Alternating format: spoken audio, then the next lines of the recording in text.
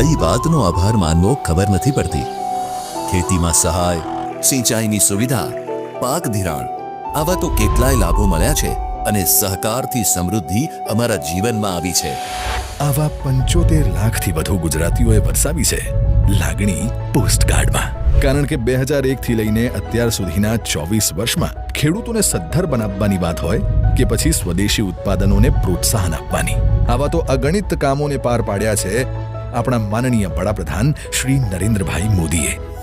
24 વર્ષની સફળ સુશાસનની સફરના ભાગરૂપે ઉજવાઈ રહેલ વિકાસ સપ્તાહના અંતર્ગત 75 લાખથી વધુ ગુજરાતીઓએ પોસ્ટકાર્ડ લખીને કૃતજ્ઞતાનો ભાવ વ્યક્ત કર્યો છે અને આત્મનિર્ભરતા થકી વિકસિત ભારત બનાવવા એક અવાજે કહ્યું છે, હર ઘર સ્વદેશી, ઘર ઘર સ્વદેશી.